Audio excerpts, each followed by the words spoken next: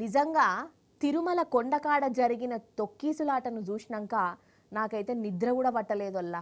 మస్తు బాధ అనిపించింది. అసలు కొండకాడ ఎన్నడూ కూడా ఇసాంటి చూడలేదల్లా, నేను వినలేదు కూడా. అరే రామా, పుణ్యం కోసం దేవుని దర్శనానికి పోతే ఇట్లా పానాలు పోవడేందోల్లా. ఘోరం అంటే ఘోరం కదా. మరి ఈడ తప్పేవల్ది? ఎవరిని అరెస్ట్ చేయాలి, ఎవరిని జైలు వేయాలి? మీరే చెప్పాలోలా. చూడు ముచ్చట. అసలు వీళ్ళు ఏం పాపం చేసిరని గింత తాన్లాడాలి ఎప్పురి. తిరుపతిలా వైకుంఠ ద్వార దర్శనం టోకెన్ల కాడ ఇగో గిట్లా తొక్కిసలాట జరిగింది.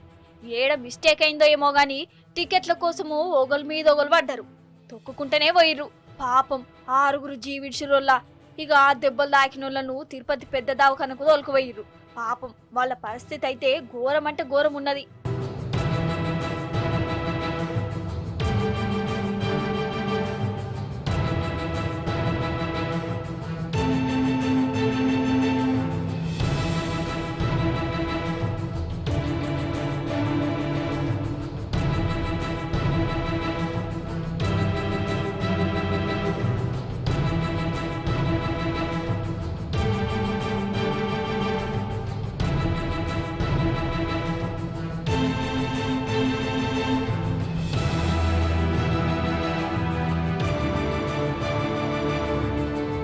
దేవుని దర్శనం కోసము లైన్లలో నిలబడితే గిట్లా పానాలు పోతాయని ఎవరన్నా అనుకుంటారా? అసలు సెక్యూరిటీ ఏం చేస్తుంది కావచ్చు? బందోబస్తు పెట్టకుండా ఏడికి పోయిర్రల్లా. గిట్లా బగ్గ జనాలు అత్తరని ఎరుకున్నదేనా? ఎంత జాగ్రత్తగా ఉండాలే ఏంది కథ? ఇక ప్రభుత్వము చచ్చిపోయినాక కుటుంబాల కాడికి వచ్చి తలో 25 లక్షల రూపాయల ఎక్స్గ్రేషియా ఇత్తదట.